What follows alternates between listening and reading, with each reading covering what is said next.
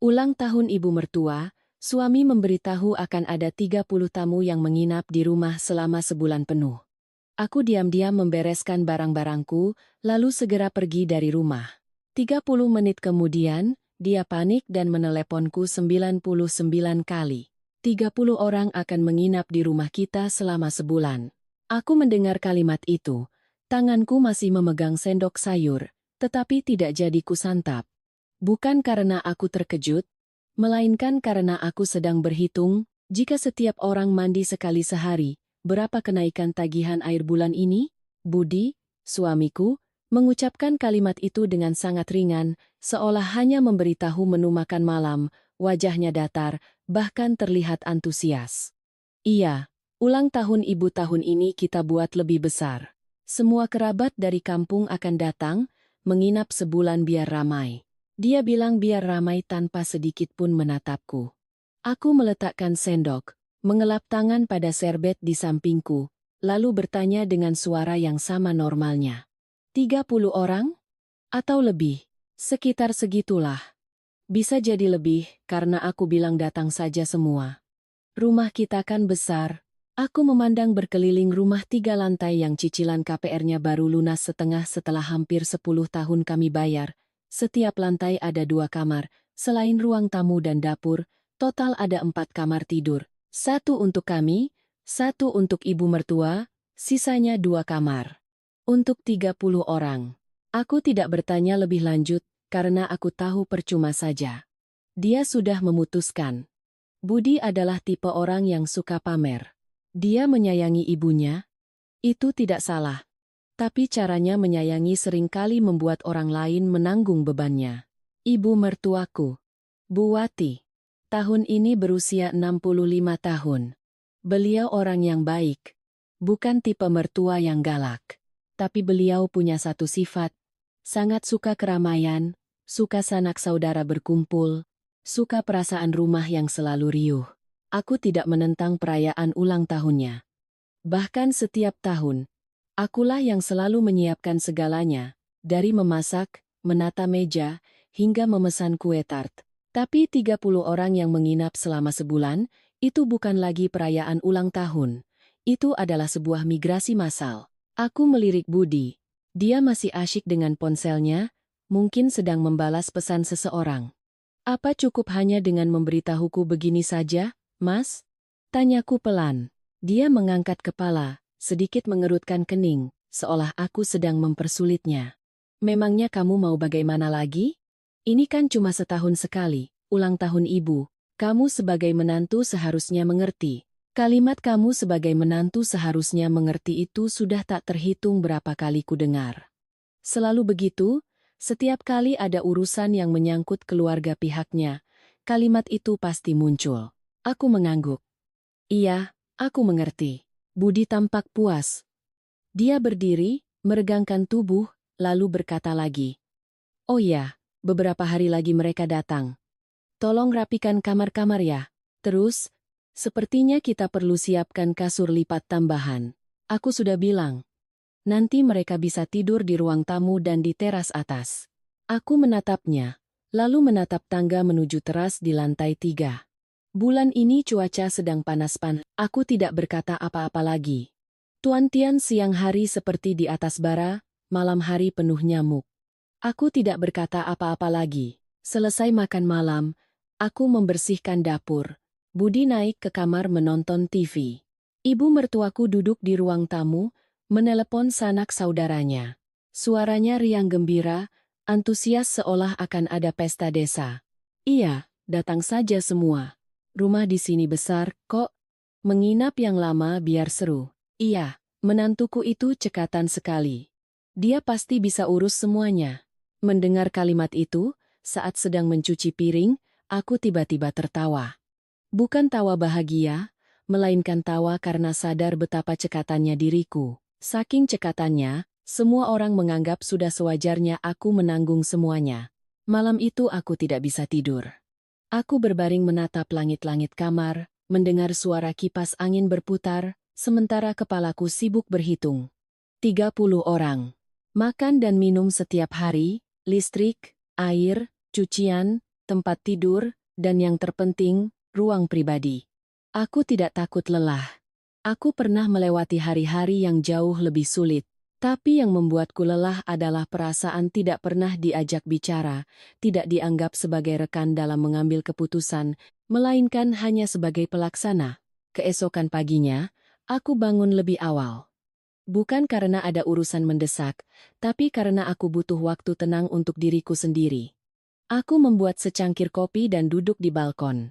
Langit perlahan terang. Suara kendaraan di jalan mulai ramai. Segalanya tampak normal, hanya saja isi kepalaku tidak lagi normal. Aku teringat kejadian-kejadian sebelumnya.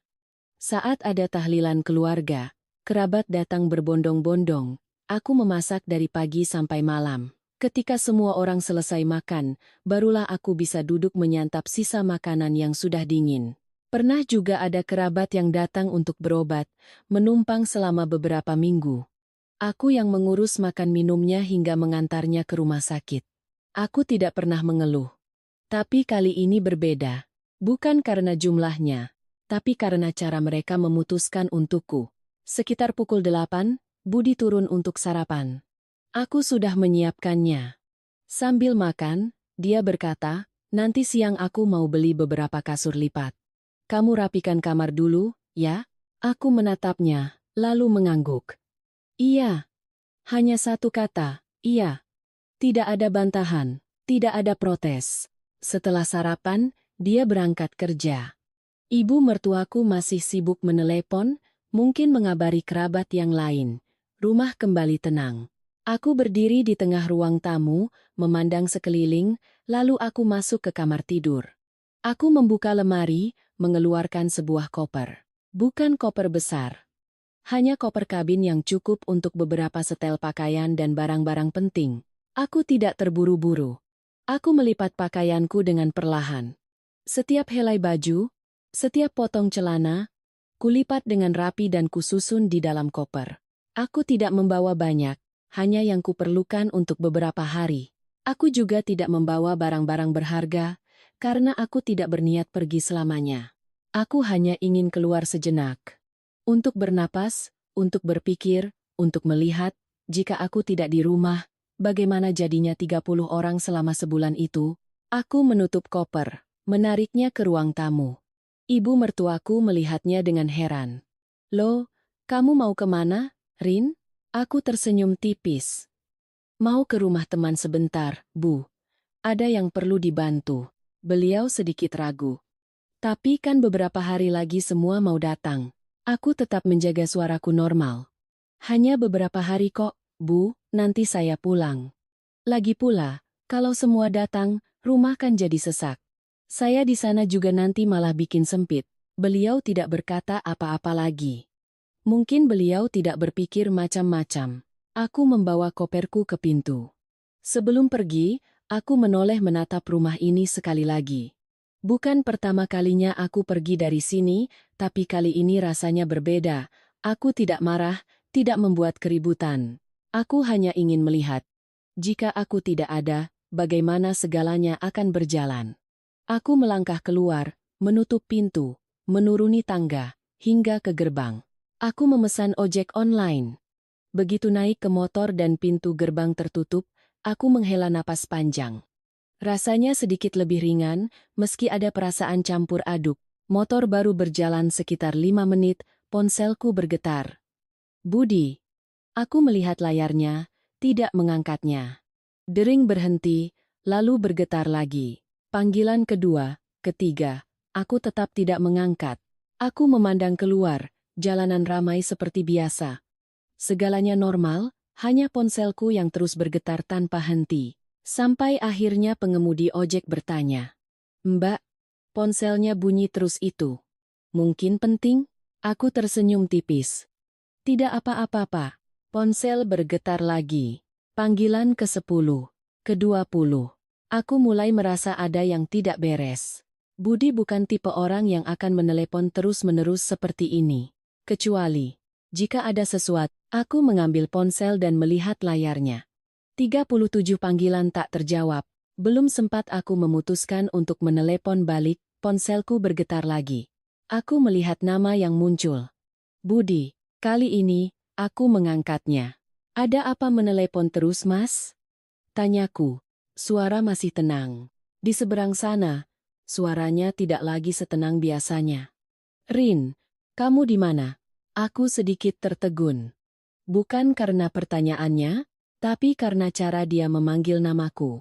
Bukan dengan nada memerintah, melainkan ada sesuatu yang mendesak. Belum sempat aku menjawab, dia melanjutkan dengan lebih cepat. Bisa pulang sekarang juga? Aku terdiam beberapa detik, lalu bertanya balik. Ada apa? Di seberang sana, dia tidak langsung menjawab. Hanya terdengar helaan napas, lalu sebuah kalimat yang tidak kuduga. Di rumah ada masalah. Aku memandang keluar, motor masih melaju, tapi di kepalaku mulai muncul serangkaian pertanyaan. Dan aku tahu, cerita ini tidak lagi sesederhana 30 orang selama sebulan. Aku tidak langsung menjawab. Tangan masih memegang ponsel. Mata menatap jalanan yang berlalu. Tapi pikiranku berputar kencang. Di rumah ada masalah. Kalimat itu terdengar biasa. Tapi nada suara Budi saat mengucapkannya sama sekali tidak biasa. Aku sudah mengenalnya lebih dari 10 tahun, hidup bersama hampir 8 tahun, cukup untuk tahu kapan dia bicara seadanya, dan kapan dia benar-benar cemas. Dan kali ini, dia benar-benar cemas. Masalah apa? Tanyaku lagi. Suara tetap datar, tidak tergesa-gesa. Di seberang sana hening sejenak, lalu dia bicara lebih cepat, seolah takut aku akan menutup telepon. Pulang saja dulu. Nanti aku jelaskan. Aku tidak bisa menanganinya sendiri.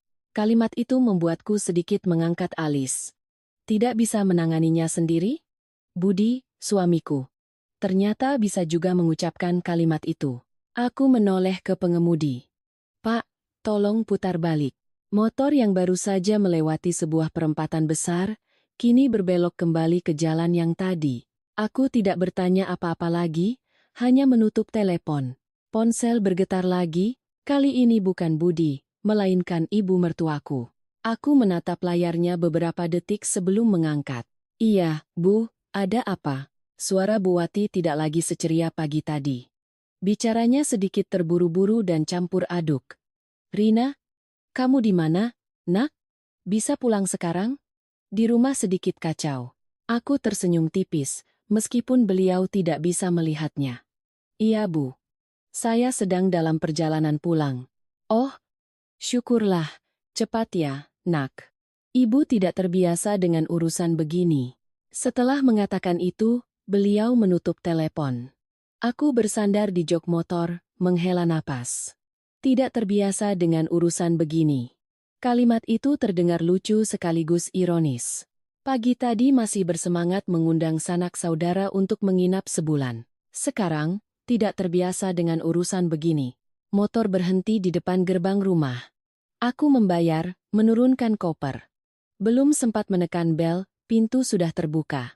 Budi berdiri di sana. Kemejanya belum diganti, sepertinya baru pulang dari kantor. Rambutnya sedikit acak-acakan, wajahnya tidak lagi sepercaya diri semalam. Kamu sudah pulang? Katanya, suaranya melembut. Aku menatapnya, lalu melangkah masuk. Ada apa sebenarnya? Dia tidak langsung menjawab. Hanya menarik koperku masuk lalu menutup pintu. Tepat saat itu, dari ruang tamu terdengar berbagai macam suara. Suara orang mengobrol, suara tawa, suara anak-anak berlarian.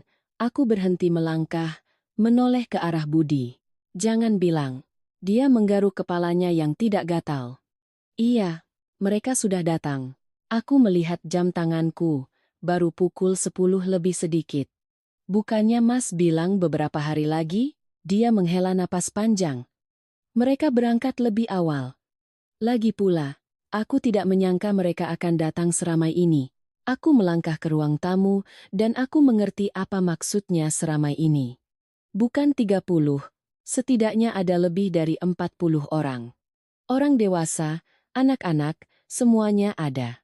Ada yang duduk di sofa, ada yang menggelar tikar di lantai, ada yang berdiri mengobrol, ada yang sedang membuka kulkas. Seorang pemuda, mungkin keponakan jauh, berdiri di tengah dapur sambil memegang panci dan bertanya dengan keras, "Ada yang tahu cara menyalakan kompor ini?" Seorang ibu-ibu lain sedang menggeledah lemari, mengeluarkan beberapa gelas. Gelasnya bagus, ya. Pasti mahal belinya. Aku berdiri di sana, memandang sekeliling.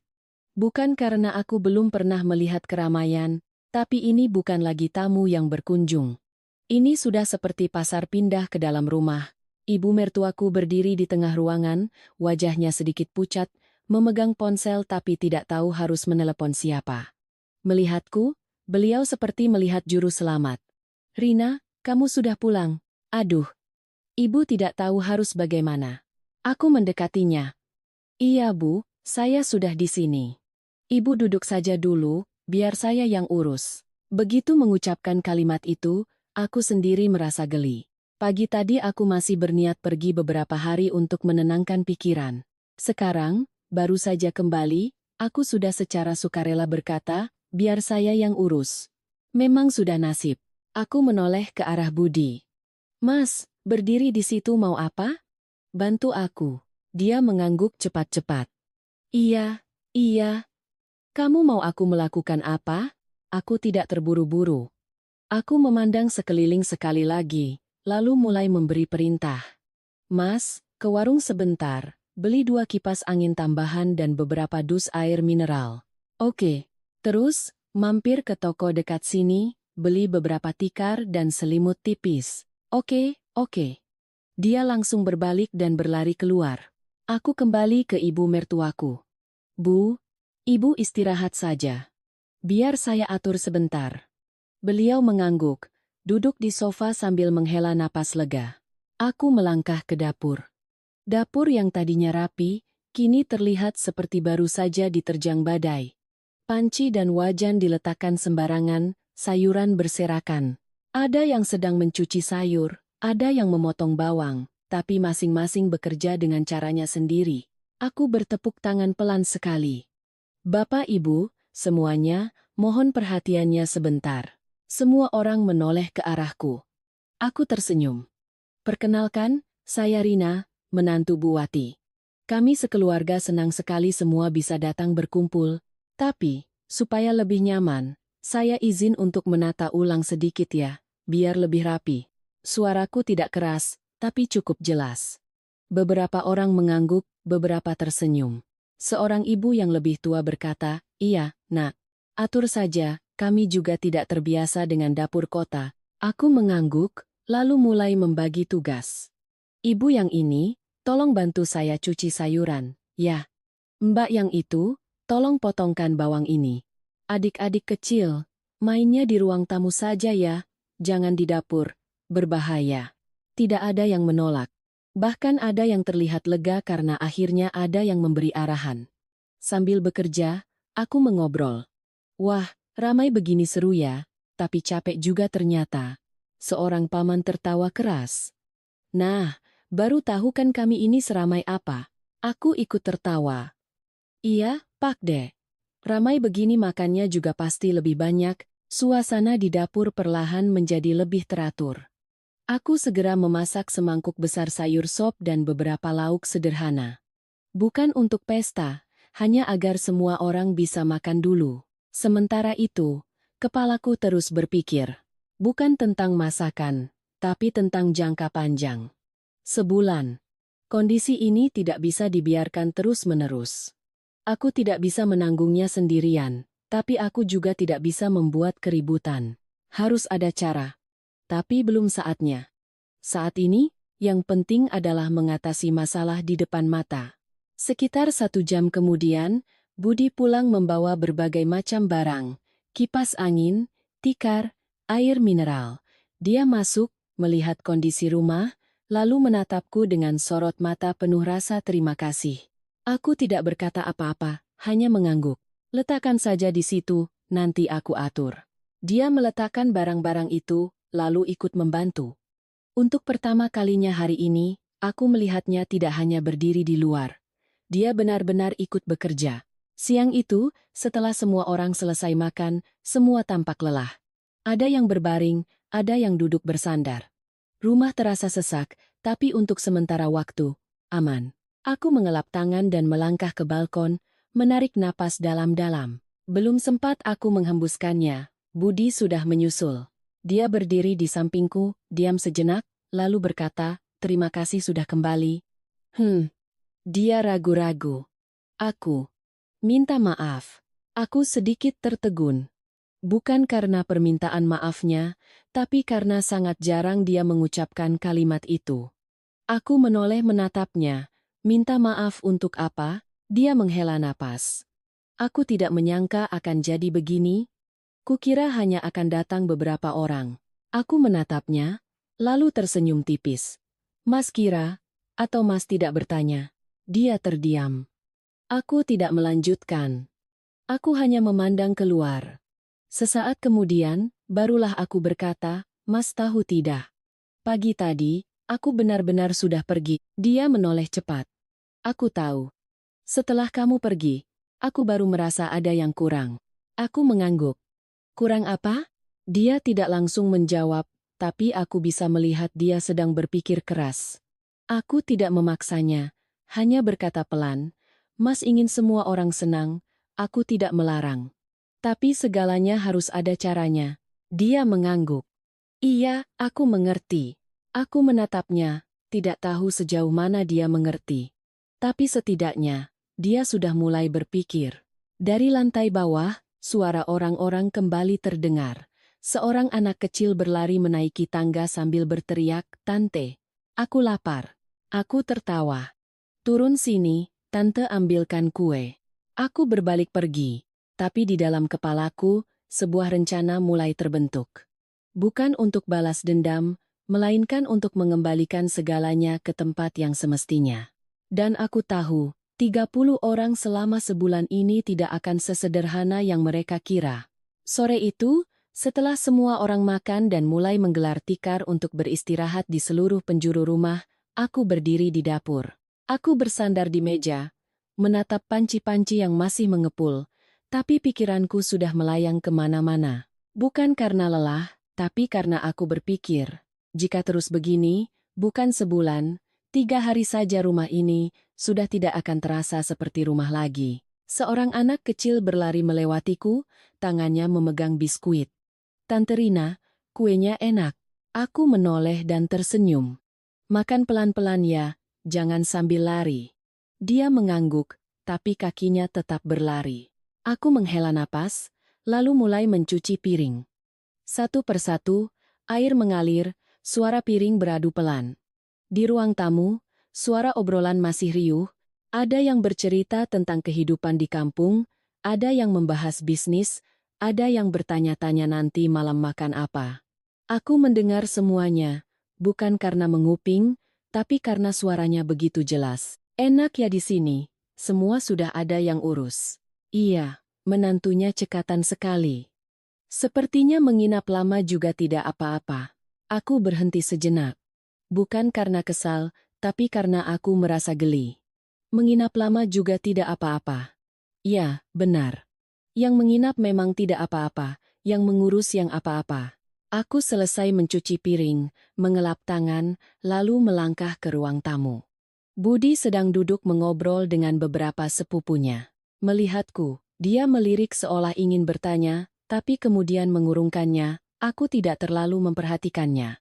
Aku berdiri di tengah ruangan, melihat sekeliling, lalu berkata dengan suara yang lembut tapi jelas. "Bapak, Ibu, semuanya. Nanti malam kita makan yang sederhana saja, ya? Saya akan masak beberapa lauk yang mudah, siapa yang mau makan? Tolong bantu saya sebentar di dapur." Seorang paman tertawa keras. "Loh, kami kan kesini untuk liburan, kok disuruh kerja?" Seluruh ruangan ikut tertawa. Aku juga tersenyum. "Iya, Pak D. Liburan ya liburan, tapi makan kan tetap harus ada yang masak.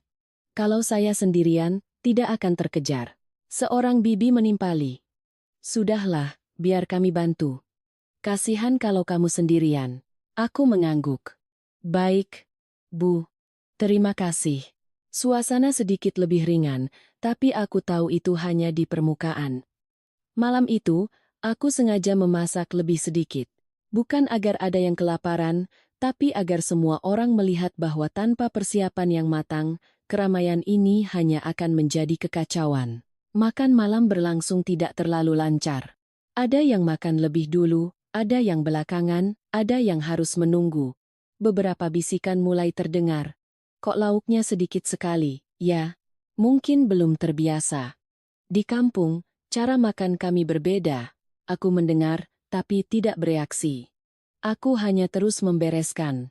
Setelah makan, aku tidak terburu-buru mencuci piring. Aku justru duduk di tengah ruang tamu. Budi menatapku dengan heran. Tidak cuci piring, Rin? Aku menoleh padanya. Nanti saja. Lalu aku berkata dengan suara tenang. Bapak, Ibu semuanya, mohon perhatiannya sebentar. Ruangan perlahan hening. Aku tidak berdiri. Aku tetap duduk, tapi berbicara dengan jelas. Rumah kita sedang ramai sekali, saya sangat senang. Tapi, agar kita semua bisa tinggal bersama dengan nyaman untuk waktu yang lama, saya rasa kita perlu mengatur beberapa hal. Beberapa pasang mata saling pandang. Aku melanjutkan, misalnya, untuk urusan makan, kita bagi-bagi tugas. Setiap hari, beberapa orang membantu memasak, begitu juga dengan bersih-bersih, jadi, tidak dibebankan pada saya sendiri. Seorang paman mengerutkan kening. Loh, kami kan tamu, masa harus ikut bekerja juga? Aku menatapnya sambil tersenyum tipis. Iya Pak De. Tapi kalau menginapnya sebulan, statusnya kan sudah seperti keluarga yang tinggal serumah. Dan kalau sudah serumah, kita gotong royong biar lebih ringan. Seorang bibi mengangguk. Benar juga kata Rina. Ada yang diam. Ada yang terlihat sedikit tidak senang. Tapi tidak ada yang menentang dengan keras. Aku tahu ini baru permulaan. Aku tidak bisa memaksa, hanya bisa membuka jalan. Malam itu, setelah semua orang mulai mencari tempat untuk tidur, aku masuk ke kamar. Budi mengikuti di belakang. Dia menutup pintu dan menatapku. Apa mereka akan mau melakukan yang kamu usulkan? Aku duduk di tepi ranjang. Kalau tidak mau, bagaimana? Dia terdiam. Aku menatapnya. Mas ingin mereka nyaman di sini. Aku mengerti. Tapi Mas juga harus mengerti. Segalanya ada batasnya. Dia menggaruk kepala. Iya, aku tahu aku salah. Aku tidak berkata apa-apa lagi, hanya berbaring. Tapi aku tidak bisa langsung tidur. Aku mendengar suara orang-orang di lantai bawah, suara kipas angin, bahkan suara nyamuk, dan aku berpikir, hari esok barulah pertarungan yang sesungguhnya dimulai. Keesokan paginya, aku bangun seperti biasa. Tapi kali ini, aku tidak sendirian. Di dapur sudah ada dua orang, seorang bibi dan seorang sepupu perempuan. Mereka tampak sedikit canggung, melihatku, mereka tersenyum. Pagi, nak, aku mengangguk. Pagi, Bu, bibi itu berkata, kemarin kamu bilang begitu, kami rasa ada benarnya juga, biar kami bantu. Aku tersenyum. Baik, Bu. Terima kasih. Suasana di dapur terasa lebih ringan. Ada tawa, ada obrolan, tidak lagi hening seperti kemarin. Aku berdiri di sana sejenak, lalu mengambil ponsel, membuka catatan, dan mulai menulis. Bukan resep, melainkan sebuah rencana. Pembagian kelompok, pembagian tugas, pembagian ruang. Jika ingin hidup bersama tanpa lelah, harus ada aturan. Sekitar pukul 8, semua orang sudah bangun. Sarapan sederhana tapi teratur. Tidak ada lagi yang berebut atau bertanya-tanya. Budi duduk makan sambil melihat sekeliling, lalu menatapku. Tatapannya berbeda dari kemarin. Tidak lagi panik, melainkan penuh pikiran. Selesai makan, dia menarikku ke sudut ruangan. Rin, aku rasa caramu ini berhasil. Aku tersenyum. Mas merasa begitu, itu sudah bagus. Dia terdiam sejenak, lalu berkata, selama ini, aku tidak pernah berpikir serumit ini. Aku menatapnya. Sekarang berpikir pun belum terlambat. Dia mengangguk. Di belakang kami, ibu mertuaku sedang duduk mengobrol dengan beberapa temannya. Beliau tersenyum, tapi tidak lagi seheboh hari pertama. Mungkin beliau juga mulai merasakan bahwa keramaian ini tidak sesederhana itu. Siang itu, saat aku sedang menyiapkan makan siang, Sebuah suara terdengar dari pintu depan. "Permisi, masih ada tempat? Kami baru datang lagi, nih." Aku menoleh, dan aku sadar, cerita ini masih jauh dari selesai. Aku masih memegang sendok sayur saat mendengar kalimat itu. Tanganku berhenti sejenak, tapi aku tidak langsung menoleh. "Permisi, masih ada tempat? Kami baru datang lagi, nih."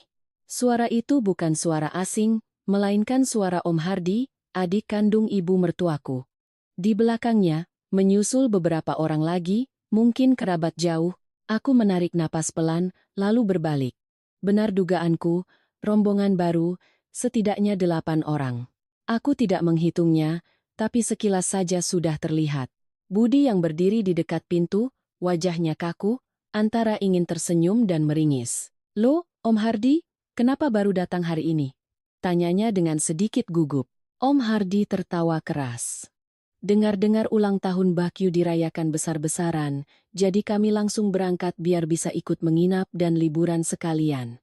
Aku berdiri di sana, melihat rombongan yang baru datang. Tangan mereka penuh tas, ada yang membawa ransel, bahkan ada yang menarik koper besar. Tidak ada pemberitahuan, tidak ada konfirmasi.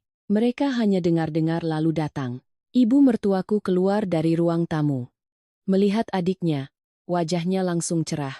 "Aduh, kalian datang juga. Wah, semakin ramai semakin seru." Beliau mengatakannya dengan tulus, tanpa kepura-puraan. Tapi aku yang berdiri di belakangnya hanya melihat keseruan itu akan kembali menumpuk di pundakku. Aku tidak ikut menyambut.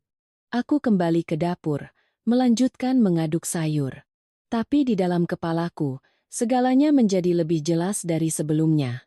Jika aku tidak melakukan sesuatu, rumah ini tidak akan lagi punya ruang untuk bernapas. Sesaat kemudian, Budi masuk ke dapur. Dia berdiri di dekatku dan berbisik, "Mungkin mereka hanya beberapa hari, nanti juga pulang." Aku tidak menatapnya. "Mas bicara begitu, apa Mas sendiri percaya?" Dia terdiam. Aku meletakkan sendok sayur, menoleh ke arahnya. "Budi, aku mau tanya satu hal." "Iya, Trin, tanyalah." "Kalau sekarang ada 10 orang lagi yang datang, apa Mas masih akan merasa ini biasa saja?" Dia tersenyum canggung. "Ya, hanya sedikit lebih ramai." Aku mengangguk. "Iya, sedikit lebih ramai." Lalu aku kembali ke masakanku tanpa berkata apa-apa lagi. Dia berdiri di sana sejenak, lalu pergi. Aku tahu dia mulai melihat masalahnya, tapi melihat belum tentu mengerti. Siang itu, suasana makan menjadi jauh lebih sesak. Tikar digelar hingga memenuhi seluruh ruang tamu. Orang-orang duduk berdempetan, bahkan ada yang harus makan sambil berdiri. Tawa dan obrolan masih terdengar, tapi mulai diselingi keluhan. "Panas sekali ya, sempit sekali. Tidak ada tempat untuk berbaring." Seorang anak kecil menangis karena tidak bisa tidur siang. Seorang bibi terus mengipas-ngipas dirinya. Ibu mertuaku masih berusaha menjaga suasana. "Sabar ya, namanya juga ramai." Tapi aku bisa melihat, beliau sendiri sudah mulai lelah. Setelah makan, aku tidak terburu-buru membersihkan. Aku berdiri di tengah ruangan, melihat sekeliling, lalu berkata dengan suara yang tidak keras tapi tegas. "Bapak, Ibu, semuanya, mohon perhatiannya sebentar." Semua orang perlahan hening. Ada yang masih makan. Ada yang menoleh penasaran. Aku melanjutkan, "Rumah kita saat ini sudah tidak cukup lagi untuk menampung semua orang dengan nyaman." Suasana sedikit berubah. Seorang paman berkata, "Kami tidak apa-apa kok. Sedikit berdesakan juga tidak masalah." Aku mengangguk. "Iya, Pak De, saya tahu. Tapi berdesakan untuk 1 atau 2 hari mungkin tidak apa-apa. Kalau untuk sebulan, semua orang pasti akan lelah." Beberapa pasang mata mulai menunjukkan perubahan. Aku tidak berhenti. Saya tidak ingin ada yang merasa tidak nyaman selama di sini. Karena itu, saya rasa kita perlu mengatur ulang. Seorang bibi bertanya, "Mengatur ulang bagaimana, Rin?" Aku menatapnya. "Di dekat sini ada beberapa kamar kos harian dan penginapan sederhana. Saya bisa bantu pesankan. Kita semua tetap bisa berkumpul, makan, dan beraktivitas bersama di sini, tapi untuk tidur, Bisa di tempat yang lebih luas dan nyaman. Seluruh ruangan hening. Tidak ada yang langsung berkomentar. Budi yang berdiri di belakang menatapku dengan terkejut. Mungkin dia tidak menyangka aku akan bicara terus terang seperti ini. Seorang paman mengerutkan kening. Loh, kami kan datang ke rumah Mbak Kyu, kenapa harus menginap di luar? Aku menoleh ke arahnya, suaraku tetap lembut. Iya, Pak De. Rumah ini memang milik ibu, tapi yang mengurus kehidupan sehari-hari di sini adalah saya. Saya tidak ingin ada yang harus tidur berdesakan dalam cuaca panas. Lagi pula, penginapannya sangat dekat, tidak jauh. Paman itu tidak membantah lagi. Seorang bibi lain angkat bicara. Ada benarnya juga kata Rina. Menginap seramai ini memang sulit. Beberapa orang mengangguk, beberapa masih diam. Suasana terbelah. Aku tidak memaksa, hanya melanjutkan. Ini bukan paksaan. Siapa yang merasa nyaman tinggal di sini, silakan. Siapa yang ingin beristirahat lebih baik, saya akan bantu carikan tempat. Setelah mengatakan itu, aku kembali ke dapur. Aku tidak berdiri di sana menunggu reaksi mereka, karena aku tahu mereka butuh waktu. Sesaat kemudian, ibu mertuaku menyusul ke dapur. Beliau berdiri di dekatku, suaranya pelan, "Rin, apa caramu bicara tadi tidak keterlaluan?" Aku menoleh padanya. "Menurut ibu bagaimana?" Beliau terdiam. Aku melembutkan suaraku. "Ibu ingin semua orang senang, saya juga begitu. Tapi kalau semua orang lelah, kesenangan itu akan hilang." Beliau menghela napas. "Iya, ibu juga merasa ini sudah berlebihan." Aku tersenyum tipis. "Kita atur sedikit lagi pasti akan baik-baik saja, Bu." Beliau mengangguk tanpa berkata apa-apa lagi.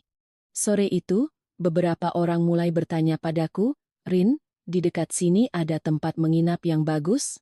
Aku menunjukkan beberapa pilihan dari ponselku, ada yang pergi melihat-lihat, ada yang langsung memesan.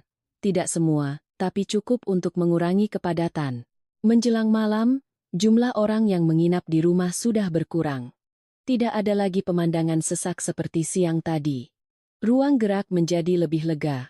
Budi duduk di ruang tamu, melihat sekeliling, lalu menatapku. Dia tidak berkata apa-apa, tapi aku tahu dia sedang berpikir. Malam itu, setelah semua orang beristirahat, dia menarikku ke balkon. "Rin, terima kasih." Aku tersenyum. "Terima kasih untuk apa?" "Karena kamu tidak membuat keributan." Aku menatapnya. "Aku tidak perlu membuat keributan, Mas. Aku hanya perlu melakukan hal yang benar." Dia terdiam, lalu berbisik. "Selama ini, aku selalu berpikir sederhana." Aku mengangguk. "Sekarang Mas sudah lihat, kan?" Dia tersenyum tipis. "Sudah." Di lantai bawah, suara obrolan sudah lebih tenang, tidak lagi riuh seperti siang tadi. Ibu mertuaku duduk mengobrol dengan beberapa kerabat dekat. Beliau tersenyum, tapi kali ini senyumnya lebih tulus, tidak ada lagi beban. Aku berdiri di sana menatap ke bawah, hatiku terasa sedikit lebih ringan. Tapi aku tahu ini baru permulaan, karena sebulan ini masih panjang, dan tidak semua orang akan mudah berubah. Di bawah sana, Om Hardi masih berbicara dengan suara keras, "Lebih baik di sini, gratis, di luar bayar." Aku mendengarnya, tapi tidak menoleh. Aku hanya memandang ke kejauhan. Dan aku tahu, hari-hari berikutnya akan ada lebih banyak hal yang harus dihadapi. Keesokan paginya, aku bangun sedikit lebih awal. Aku menuruni tangga sambil mendengarkan. Tidak ada lagi suara riuh seperti hari-hari sebelumnya. Tapi masih ada beberapa obrolan. Beberapa orang sudah bangun, duduk minum teh di ruang tamu. Seorang paman sedang menonton TV dengan volume yang agak keras. Aku langsung menuju dapur. Kosong. Bagus. Aku menyalakan kompor, merebus air, lalu membuka kulkas. Persediaan makanan sudah menipis drastis. Aku mengambil ponsel dan membuka daftar yang sudah kutulis semalam. Hari ini, aku tidak hanya akan memasak, aku akan menata ulang cara hidup di rumah ini. 15 menit kemudian, orang-orang mulai masuk ke dapur. Mbak Ani, istri dari salah seorang sepupu, masuk lebih dulu. "Wah, pagi sekali menantu kita ini." Aku menoleh dan tersenyum. Sudah biasa, Mbak. Mbak Ani melihat sekeliling. Hari ini kita sarapan apa? Aku tidak langsung menjawab. Aku memberinya sekeranjang sayuran. Mbak, tolong bantu saya siangi ini, ya? Dia menerimanya tanpa bertanya lagi. Sesaat kemudian, beberapa orang lain ikut masuk, dapur mulai hidup. Aku tidak banyak bicara, hanya bekerja, tapi di dalam kepalaku, aku sedang menunggu saat yang tepat. Sekitar pukul 7, saat hampir semua orang sudah bangun, aku melangkah ke ruang tamu. Aku tidak berdiri di tengah seperti kemarin. Aku menarik sebuah kursi, duduk, lalu berkata dengan suara normal. Bapak, Ibu, semuanya, saya minta waktunya sebentar. Beberapa orang yang sedang makan dan mengobrol perlahan menoleh ke arahku, aku tidak terburu-buru. Aku memandang sekeliling, lalu berkata, saya tahu semua datang ke sini untuk bersenang-senang dan berkumpul. Kami sekeluarga juga sangat senang. Tapi, agar kita semua nyaman, saya izin untuk mengatur beberapa hal lagi. Seorang paman tertawa. Mengatur lagi, Rin? Aku ikut tersenyum. Iya, Pak D. Bukan untuk saya, tapi agar semua tidak lelah. Suasana menjadi lebih ringan. Aku melanjutkan. Mulai hari ini, kita akan bagi tugas menjadi beberapa kelompok kecil. Setiap kelompok bertanggung jawab untuk satu pekerjaan dalam sehari. Misalnya, memasak, bersih-bersih, atau belanja. Seorang nenek bertanya, bagaimana cara membaginya? Nak, aku mengangkat ponselku. Saya sudah membuat daftarnya. Saya bagi berdasarkan keluarga inti agar lebih mudah bekerja sama. Aku tidak langsung menunjukkan daftarnya. Aku hanya berkata, hari ini, kelompok Mbak Ani dan Tante Siti yang bertanggung jawab untuk makan siang. Kelompok Om Budi yang bertanggung jawab untuk bersih-bersih sore hari. Bagaimana menurut semua? Beberapa orang mengangguk, beberapa diam. Om Hardi, yang kemarin mengeluh soal biaya, angkat bicara. Loh, kami kan kesini liburan, kok jadi seperti kerja bakti? Aku menoleh ke arahnya, suaraku tetap lembut. Iya, Om. Kalau hanya beberapa hari, namanya liburan. Tapi kalau sebulan, ini namanya hidup bersama. Dan kalau hidup bersama, semua ikut berkontribusi agar lebih ringan. Om Hardi mengerutkan kening. Saya sudah tua, mana kuat kerja berat. Aku langsung mengangguk. Tentu Om. Saya tidak meminta Om melakukan pekerjaan berat. Tapi Om bisa bantu menjaga anak-anak kecil atau sekadar mengingatkan waktu makan, itu juga sudah sangat membantu. Beberapa orang tertawa. Om Hardi tidak berkomentar lagi. Aku tahu aku tidak bisa menyenangkan semua orang, tapi setidaknya harus ada aturan. Aku berdiri. Itu saja dari saya. Siapa yang setuju, mari kita jalankan.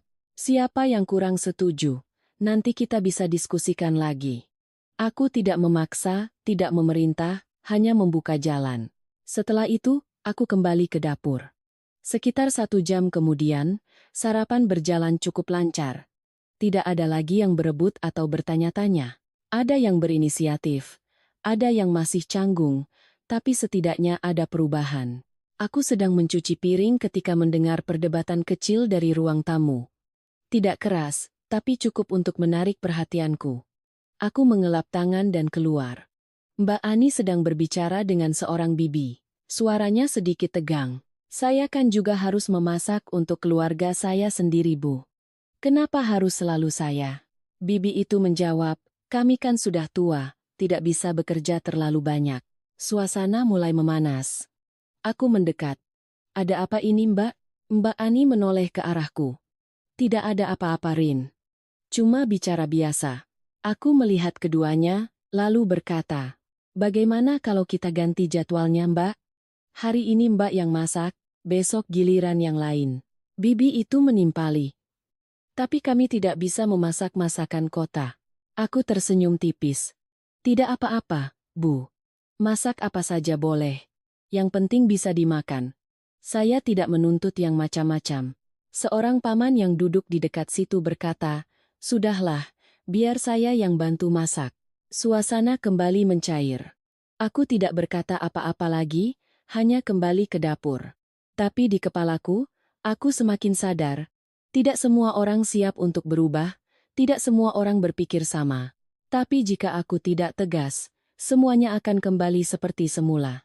Siang itu, makan siang tidak lagi sempurna. Ada masakan yang terlalu asin, ada yang kurang matang. Ada yang mengeluh, tapi ada juga yang tertawa. Makan begini seru juga. Aku duduk makan bersama mereka, tidak lagi berdiri melayani seperti biasanya. Budi menatapku dengan sedikit heran. Kamu tidak tambah lagi, Rin? Aku mengambil sepotong tempe. Makan bersama begini lebih nikmat. Dia tidak berkomentar, tapi aku tahu dia sedang mengamati. Sore itu, aku menyempatkan diri keluar sebentar. Bukan untuk kabur, tapi untuk bersiap. Aku mampir ke toko terdekat, membeli beberapa kebutuhan. Lalu aku mampir ke penginapan yang kukenal dan berbicara dengan pemiliknya. Bu, kalau nanti ada tambahan orang yang mau menginap, tolong siapkan kamar. Ya, pemiliknya mengangguk. Beres, Rin. Telepon saja. Aku tersenyum. Terima kasih, Bu. Aku tidak tahu kapan akan membutuhkannya, tapi aku ingin siap. Ketika aku kembali ke rumah, hari sudah mulai gelap. Suasana di rumah tidak seperti pagi tadi. Sepertinya telah terjadi sesuatu. Budi berdiri di depan pintu, melihatku, lalu berjalan cepat mendekat. Rin, kamu sudah pulang? Aku menatapnya. Ada apa? Dia merendahkan suaranya. Om Hardi marah. Aku mengerutkan kening. Marah kenapa? Dia menghela napas. Katanya dia merasa seperti orang asing. Aku terdiam beberapa detik, lalu bertanya. Dia benar-benar bilang begitu? Dia mengangguk. Aku melihat ke dalam rumah. Om Hardi sedang duduk di sudut, wajahnya muram. Di sekitarnya, beberapa orang berbisik-bisik. Aku melangkah masuk, tidak terburu-buru, tidak tegang. Aku mendekatinya. Om Hardi. Beliau mengangkat kepala, suaranya menyiratkan kekecewaan. Ya, aku duduk di hadapannya. Apa ada yang membuat Om tidak nyaman? Coba ceritakan pada saya. Beliau tertawa sinis. Saya datang ke rumah kakak saya, tapi rasanya seperti menumpang. Seluruh ruangan hening. Aku menatapnya tanpa menghindar. Apa Om berpikir begitu karena saya mengatur agar semua orang ikut membantu? Beliau tidak menjawab. Aku melanjutkan. Om datang ke sini sebagai keluarga. Saya tidak pernah menganggap Om sebagai orang asing. Suaraku tetap lembut tapi jelas. Tapi, jika kita hidup bersama dan hanya satu orang yang menanggung semuanya, orang itu akan lelah. Dan kalau sudah lelah, tidak akan ada yang senang. Beliau menatapku. Aku melanjutkan. Saya tidak ingin ada yang merasa terpaksa. Jika Om merasa tidak nyaman, saya bisa bantu carikan tempat menginap sendiri untuk Om. Dekat dari sini. Om tetap bisa datang ke sini untuk bermain dan makan, tidak ada yang berubah. Seluruh ruangan masih hening. Om Hardi menatapku sejenak, lalu berkata, "Baiklah, biar saya pikirkan dulu." Aku mengangguk. "Tentu Om. Silakan dipikirkan." Aku berdiri tanpa bicara lebih lanjut. Aku tahu. Ada hal-hal yang harus dibiarkan agar orang bisa menyadarinya sendiri. Malam itu, aku berbaring di ranjang, mendengar suara kipas angin dan obrolan samar dari lantai bawah. Aku tahu, sebulan ini bukan lagi tentang makan dan tempat tinggal, melainkan tentang cara setiap orang memandang sebuah situasi. Dan aku tidak akan mundur lagi. Malam itu, aku tidak bisa tidur nyenyak. Bukan karena suara bising, tapi karena kalimat Om Hardi terus terngiang di kepalaku. Menumpang. Dua kata yang ringan namun menusuk tepat di bagian paling sensitif orang yang lebih tua. Keesokan paginya, aku sengaja bangun sedikit lebih siang. Saat menuruni tangga, aku sudah mendengar bisik-bisik di lantai bawah. Bukan lagi obrolan ceria, melainkan pergunjingan. Rumah ini sekarang seperti ada aturannya, ya. Iya, tidak seperti waktu pertama datang. Menantunya galak juga ternyata. Aku berhenti di anak tangga, tidak langsung turun. Aku mendengarkan sejenak, bukan untuk merasa kesal, tapi untuk memahami. Seorang bibi berkata, "Sudahlah, siapa yang tidak betah lebih baik cari tempat lain. Di sini jadi serba salah. Yang lain menimpali, di luar kan bayar, di sini gratis. Aku melangkah turun. Tidak menghindar, tidak juga menyela. Aku berjalan lurus ke dapur seperti biasa. Tapi hari ini, aku tidak terburu-buru melakukan apapun. Aku menyeduh teko teh, membawanya ke ruang tamu, dan meletakkannya di meja. Silakan diminum tehnya biar lebih enak bicaranya. Suaraku yang lembut cukup untuk membuat semua orang terdiam sejenak. Aku tidak duduk. Aku berdiri. Saya tahu beberapa hari ini ada yang merasa nyaman, ada juga yang belum terbiasa. Saya tidak menyalahkan siapapun karena setiap orang punya cara hidupnya masing-masing. Tidak ada yang memotong. Aku melanjutkan. Tapi, saya ingin bicara jujur. Jika kita ingin hidup bersama untuk waktu yang lama dan tetap rukun, harus ada aturan. Bukan untuk mempersulit, tapi agar semua tidak lelah. Om Hardi masih duduk di sudut, tidak menatapku. Aku meliriknya sejenak, lalu melanjutkan, saya tidak ingin ada yang harus pindah jika tidak perlu. Tapi jika ada yang merasa tidak cocok, saya bersedia membantu mencarikan tempat. Bukan karena saya tidak ingin tinggal bersama, tapi karena saya ingin semua orang merasa nyaman. Hening sejenak. Tiba-tiba, ibu mertuaku angkat bicara. Rina benar. Aku sedikit tertegun. Bukan karena beliau bicara, tapi karena suaranya begitu tegas. Beliau menatap semua orang. Awalnya, ibu juga berpikir ramai itu tapi beberapa hari ini, ibu lihat anak-anak ibu juga kelelahan. Beliau menoleh ke arahku. Terutama kamu, Rin. Aku tidak berkata apa-apa, hanya menatapnya. Beliau melanjutkan. Ibu tidak mau karena ulang tahun ibu. Kalian semua jadi sengsara. Seluruh ruangan hening. Beberapa orang saling pandang. Suasana berubah. Om Hardi akhirnya angkat bicara. Mbak Q, kami datang ke sini kan untukmu, bukan untuk merepotkan. Ibu mertuaku tersenyum tipis. Ya, aku tahu. Tapi rumahku bukan hotel. Kalimat itu membuat beberapa orang tertawa kecil. Suasana mencair. Aku menghela napas lega. Ini pertama kalinya beliau membelaku, bukan karena aku sepenuhnya benar, tapi karena beliau mulai melihat kenyataan. Aku kembali ke dapur tanpa berkata apa-apa lagi, tapi hatiku terasa lebih ringan. Sekitar pukul 9, saat aku sedang mencuci sayuran, Mbak Ani masuk. Dia berdiri di sampingku dan berbisik, caramu bicara tadi bagus, Rin. Aku tersenyum. Syukurlah, kalau begitu. Dia menghela napas. Ramai begini memang melelahkan semua orang. Aku mengangguk. Dia menatapku. Tapi kamu pintar juga. Bicaranya tidak membuat orang kehilangan muka. Aku tersenyum tipis. Bukan pintar, Mbak. Hanya mencoba bicara jujur dengan cara yang bisa diterima.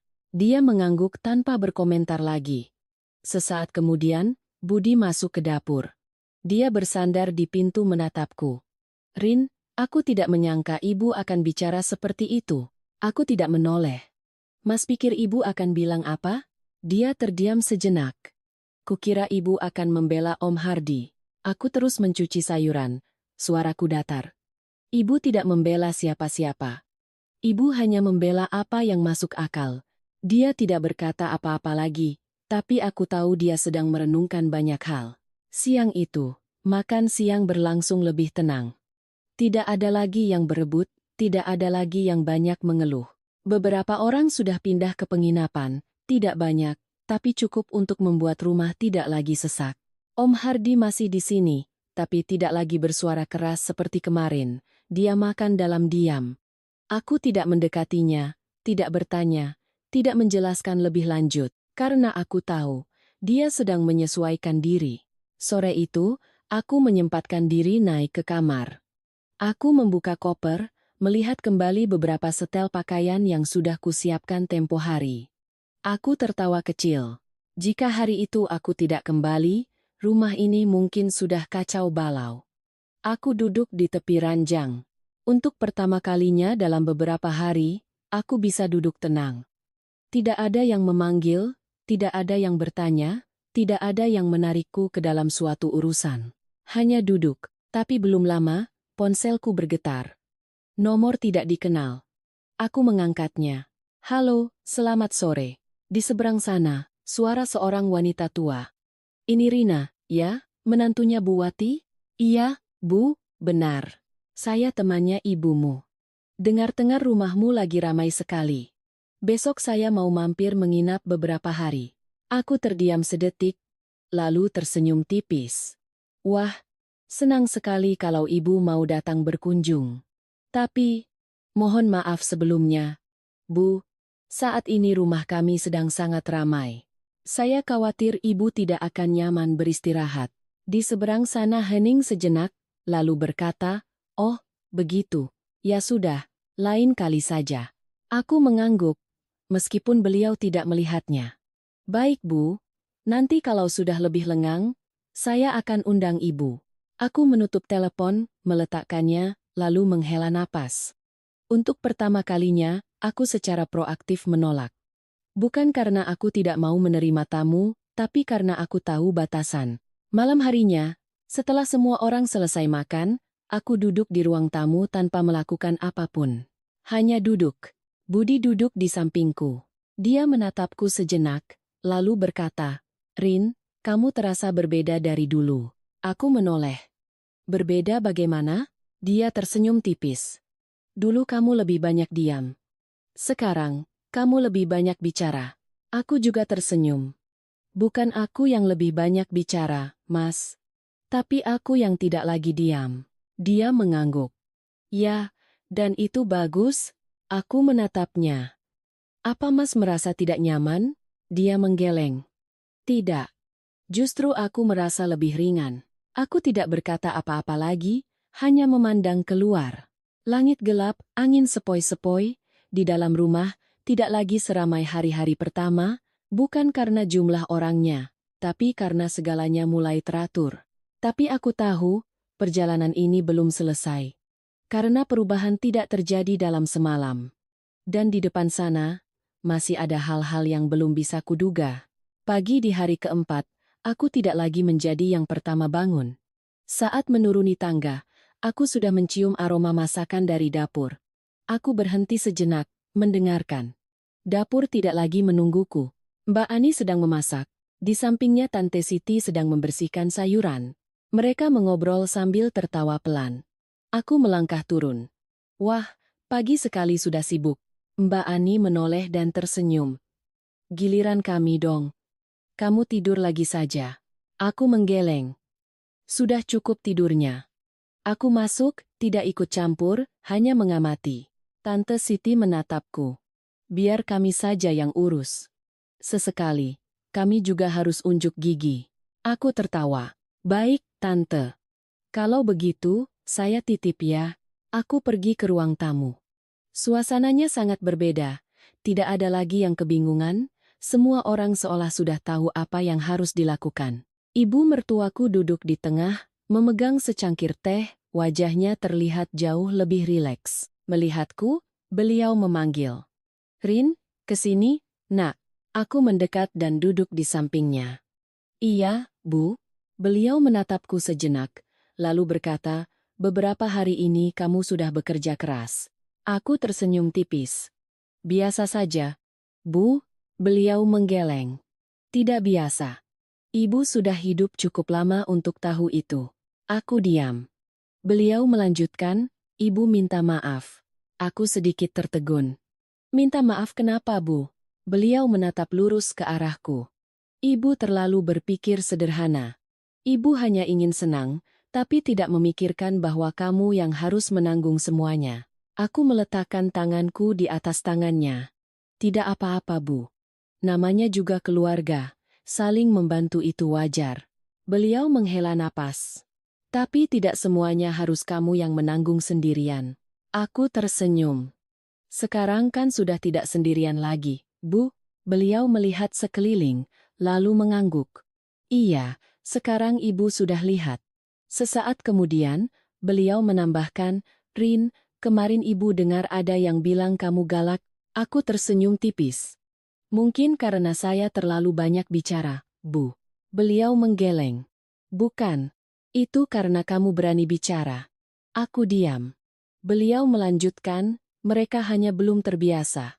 Tapi menurut Ibu, tindakanmu itu benar." Kalimat itu, Aku tidak menduganya. Bukan karena aku butuh pengakuan, tapi karena ini pertama kalinya beliau mengatakannya dengan begitu jelas. Aku mengangguk. Saya mengerti, Ibu. Beliau tersenyum. Baguslah kalau mengerti. Sarapan pagi itu berjalan dengan sangat lancar. Tidak perlu ada yang mengarahkan. Semua orang duduk dengan tertib dan setelah selesai, mereka membersihkan piringnya masing-masing. Sekitar tengah hari, saat aku sedang merapikan lemari di dapur, terdengar panggilan keras dari ruang tamu.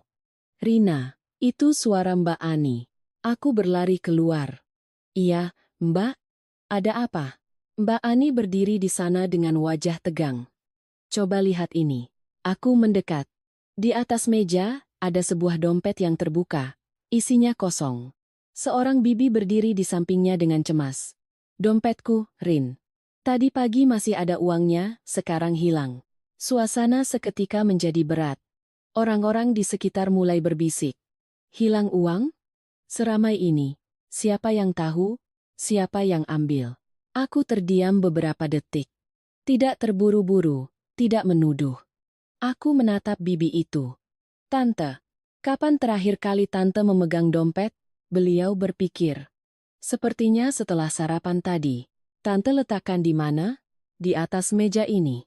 Aku melihat sekeliling, lalu menoleh ke semua orang. Bapak ibu semuanya, rumah kita sedang ramai.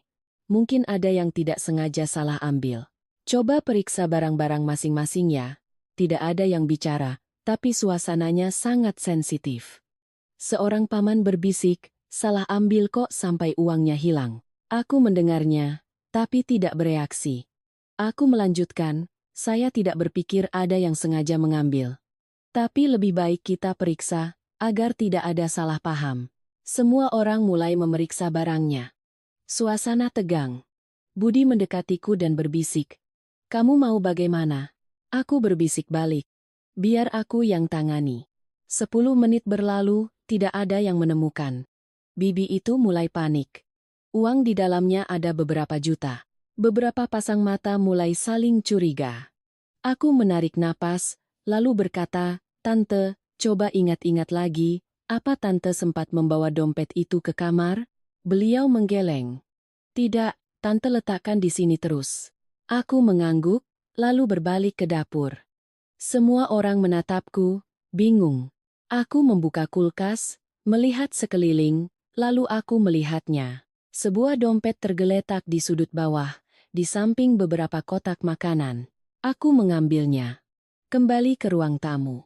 Tante, apa ini dompetnya? Seluruh ruangan hening. Bibi itu berlari mendekat. Iya, betul. Beliau membukanya.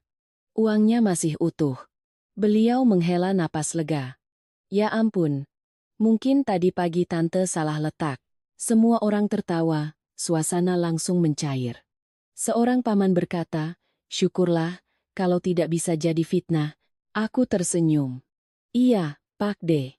Namanya juga ramai, salah letak itu biasa. Budi menatapku dengan campuran rasa kaget dan lega. Setelah itu, Mbak Ani menarikku ke dapur. Kamu hebat sekali, Rin. Aku tersenyum. Hebat apanya, Mbak? Dia menggeleng. Kalau tadi kamu tidak menanganinya dengan tenang, bisa jadi masalah besar. Aku mencuci tangan, suaraku biasa saja.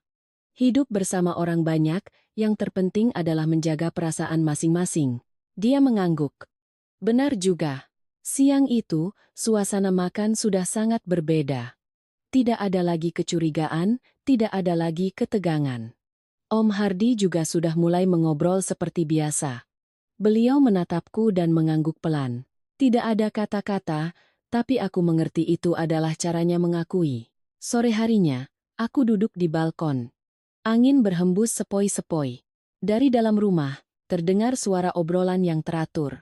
Tidak bising, tidak kacau. Aku memejamkan mata sejenak. Untuk pertama kalinya sejak semua orang datang, aku merasa damai. Tapi aku tahu, kedamaian ini bukanlah akhir, melainkan awal dari sebuah perubahan yang sesungguhnya. Sore itu, aku duduk di balkon, memegang segelas teh hangat sambil memandang ke gang kecil di depan rumah. Lalu lintas tidak padat, hanya beberapa motor yang melintas pelan, suara obrolan warga terdengar sayup-sayup. Kukira segalanya sudah mulai stabil. Tapi kehidupan memang tidak pernah diam terlalu lama. Sekitar pukul 4 sore, saat aku hendak turun ke dapur untuk melihat persiapan makan malam, terdengar suara pertengkaran dari lantai bawah. Bukan obrolan keras biasa, tapi nada yang tegang. Aku berdiri dan bergegas turun. Begitu sampai di ruang tamu, aku melihat Om Hardi dan Bimo, anak dari salah seorang paman, sedang berdiri berhadapan. Suara Bimo sedikit tinggi. Saya tidak melakukan apa-apa. Kenapa Om menuduh begitu? Om Hardi tidak mau kalah. Kalau bukan kamu, lalu siapa? Ponsel Om hilang di kamar kalian. Suasana langsung menegang. Orang-orang di sekitar mulai berkumpul. Tidak ada yang menengahi, tapi semua mata tertuju pada mereka. Aku mendekat. Ada apa ini, Om? Om Hardi menoleh ke arahku. Ponselku hilang, Rin. Tadi masih ada, sekarang tidak tahu di mana. Dan tadi, di kamar itu hanya ada anak-anak ini. Bimo kesal. Maksud Om apa? Om curiga kami yang ambil? Om Hardi langsung menjawab. Kalau bukan kalian, siapa lagi? Suasana semakin berat. Aku melihat sekeliling, lalu berkata dengan suara yang tidak keras. Om, Bimo, kita tenang dulu. Om Hardi tidak bicara, tapi masih terlihat marah. Aku menoleh ke Bimo. Kamu juga tenang, ya? Bimo menghela napas kasar, tapi diam. Aku berdiri di tengah, tidak memihak, tidak menghakimi. Aku bertanya lagi, Om, kapan terakhir kali Om melihat ponselnya? Om Hardi berkata, tadi siang setelah makan. Saya masuk ke kamar untuk tidur. Waktu itu, apa ada orang lain di kamar? Ada beberapa anak kecil yang lari masuk. Aku menoleh ke anak-anak yang berdiri di belakang. Adik-adik, apa ada yang melihat ponselnya Om? Seorang anak menggeleng. Yang lain berkata, aku lihat ada ponsel, tapi tidak kusentuh. Aku mengangguk, lalu menoleh ke semua orang. Mari kita coba cari lagi. Rumah kita sedang ramai, mungkin hanya salah letak. Om Hardi menggeleng. Tidak mungkin salah letak. Om letakkan di atas meja, jelas sekali. Bimo mulai tidak sabar. Kalau Om terus menuduh begini, kami harus bagaimana? Aku mengangkat tangan pelan. Sudah. Jangan saling menyahut lagi. Suaraku tidak keras, tapi cukup tegas. Keduanya terdiam. Aku menoleh ke Budi. Mas, tolong bantu aku. Iya. Rin, tolong minta semua orang untuk sementara waktu tidak keluar rumah. Kita cari bersama-sama. Budi mengangguk, lalu berkata pada semua orang, mohon semuanya tetap di sini sebentar ya, kita cari sama-sama dulu. Beberapa orang terlihat tidak senang, tapi tidak ada yang menolak. Aku kembali ke Om Hardi. Om, boleh saya masuk ke kamar Om untuk melihat? Beliau mengangguk. Masuk saja. Aku melangkah masuk ke kamar. Ruangannya tidak besar. Aku melihat sekeliling tanpa mengobrak-abrik. Aku mendekati meja, tidak ada ponsel. Aku membungkuk melihat ke bawah meja, juga tidak ada. Aku keluar, semua orang masih menunggu. Aku tidak berkata apa-apa. Aku berjalan lurus ke halaman belakang. Tempat cuci tangan dan beberapa kursi plastik berada. Aku melihat sekeliling, lalu aku melihatnya. Sebuah ponsel tergeletak di tepi wastafel. Aku mengambilnya dan kembali ke dalam. Om, apa ini ponselnya? Om Hardi melihatnya, lalu berjalan cepat mendekat. Iya, betul.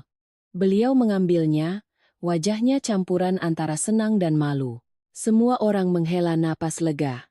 Suasana langsung mencair. Seorang bibi tertawa. Mungkin tadi Om cuci tangan. Lalu lupa. Om Hardi menggaruk kepalanya. Iya, mungkin begitu. Bimo berdiri di sana tanpa bicara, tapi wajahnya masih kesal. Aku menoleh padanya. Bim. Dia menatapku. Aku berkata pelan. Kejadian seperti ini bisa terjadi pada siapa saja. Jangan dimasukkan ke dalam hati, ya. Dia menghela napas. Iya, Mbak. Saya mengerti. Aku menoleh ke Om Hardi. Om, yang penting sudah ketemu. Tapi lain kali, kalau ada masalah, kita bicara pelan-pelan dulu ya. Biar tidak salah paham. Om Hardi menatapku, terdiam sejenak, lalu mengangguk. Iya, tadi Om terlalu emosi. Aku tersenyum. Wajar, Om. Siapa saja bisa emosi. Tidak ada yang bicara lagi. Semua orang perlahan membubarkan diri. Suasana kembali normal. Tapi aku tahu, kejadian seperti ini akan terus ada. Hidup bersama orang banyak, gesekan tidak bisa dihindari. Masalahnya adalah bagaimana kita menanganinya. Malam itu, setelah semua orang selesai makan, saat aku sedang membersihkan dapur, Budi masuk. Dia berdiri di sampingku. Rin, aku lihat caramu menangani masalah tadi sangat tenang. Aku tersenyum. Kalau tidak tenang, bagaimana lagi, Mas? Dia mengangguk. Kalau aku di posisimu, mungkin aku sudah ikut marah-marah. Aku menatapnya. Makanya aku yang melakukannya. Dia berdiri mengamati. Lalu tersenyum tipis. Iya, benar. Aku selesai mencuci piring, mengelap tangan, lalu berkata, Mas lihat, kan?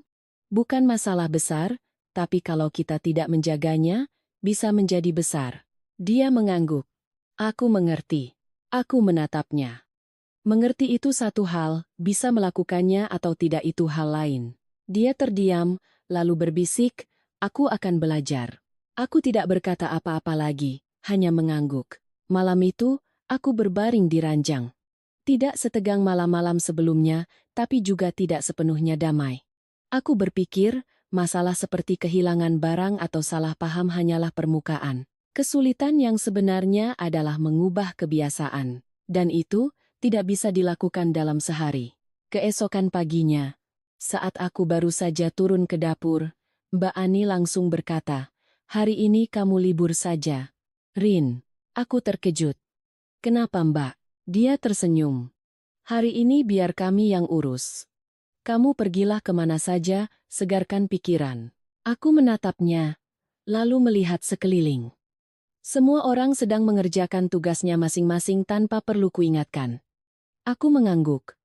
Baiklah, kalau begitu saya keluar sebentar. Aku melangkah ke pintu, tidak membawa koper, hanya sebuah tas kecil. Kali ini, aku pergi bukan untuk kabur. Aku pergi karena aku bisa. Saat aku sampai di ujung gang, ponselku bergetar. Ibu mertuaku. Aku mengangkatnya. Iya, Bu? Suara beliau terdengar ringan. Rin, kamu mau kemana? Mau keluar sebentar, Bu. Beliau tertawa. Iya, pergilah. Di rumah, biar kami yang urus. Aku tersenyum. Baik, Bu. Aku menutup telepon. Aku berhenti sejenak, menatap kembali ke arah rumah di belakangku. Bukan lagi rumah yang kacau seperti beberapa hari yang lalu, melainkan sebuah tempat yang perlahan mulai teratur. Aku berbalik dan melanjutkan langkah. Tapi di dalam hatiku, aku tahu, perjalanan ini belum berakhir. Karena di depan sana, masih ada satu hal lagi yang belum ku ketahui. Aku tidak pergi jauh. Hanya mampir ke sebuah kafe kecil di ujung jalan, duduk di sudut yang biasa, memesan segelas teh hangat, lalu duduk diam. Sudah lama sekali aku tidak merasakan momen di mana aku tidak perlu memikirkan apapun. Tidak perlu menghitung menu makan siang, tidak perlu memperhatikan siapa yang butuh apa. Hanya duduk, melihat orang lalu lalang. Mendengar suara kendaraan dan denting cangkir, kukira aku akan merasa sangat lega, tapi ternyata tidak. Di dalam kepalaku, masih ada benang-benang kusut yang belum terurai. Bukan karena lelah, tapi karena aku tahu, masalah ini belum selesai. Sekitar 1 jam kemudian, aku memutuskan untuk pulang. Saat memasuki gang, aku sudah mendengar suara-suara dari rumah, tidak gaduh, tapi sepertinya tidak biasa. Aku mempercepat langkah. Begitu membuka pintu, aku melihat ibu mertuaku duduk di sofa, wajahnya sedikit tegang. Budi berdiri di dekatnya sambil memegang ponsel. Beberapa kerabat lain berdiri di sekitar, tidak ada yang bicara keras, tapi suasananya berat. Aku masuk. Ada apa ini, Bu? Ibu mertuaku menatapku. Suaranya menyiratkan kekhawatiran. Rin, ada masalah lagi? Nak, aku meletakkan tasku. Masalah apa, Bu? Budi menyela. Ada rombongan lagi yang mau datang dari kampung. Aku terdiam. Bukan karena terkejut, tapi karena aku sudah menduganya. Berapa orang? Dia ragu-ragu. Sekitar belasan. Aku tersenyum tipis. Sekitar? Atau memang sudah pasti? Dia menghela napas. Sudah dalam perjalanan. Aku menatap ibu mertuaku. Beliau sedikit menghindari tatapanku, lalu berkata, "Ibu tidak tahu mereka akan datang seramai itu." Aku mengangguk. Aku tidak menyalahkan, tidak bertanya lebih lanjut. Aku menarik kursi dan duduk. Seluruh ruangan hening. Semua orang menunggu reaksiku. Aku tidak langsung bicara. Aku melihat sekeliling, lalu bertanya, "Menurut semua, keadaan di rumah kita sekarang sudah nyaman?" Tidak ada yang menjawab. Seorang bibi berbisik, "Sudah lebih baik dari hari pertama." Aku mengangguk. "Iya, lebih baik. Tapi kalau ditambah belasan orang lagi, bagaimana?" Suasana menjadi senyap. Budi menatapku. Ibu mertuaku menghela napas. "Pasti tidak akan muat." Aku mengangguk. "Iya. Jadi, kita harus punya rencana." Aku berdiri. Tidak lagi berbasa-basi. Saya akan bicara terus terang. Jika mereka datang, kita tidak bisa menampung semuanya di dalam rumah. Seorang paman mengerutkan kening. "Tapi mereka kan keluarga." Aku menoleh ke arahnya. "Iya, Pak De. Betul, mereka keluarga.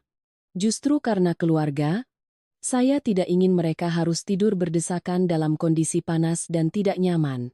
Paman itu terdiam. Aku melanjutkan. "Saya sudah bilang dari awal, rumah kita bukan hotel. Kita terima semampu kita, sisanya kita bantu carikan tempat menginap." Seorang bibi bertanya.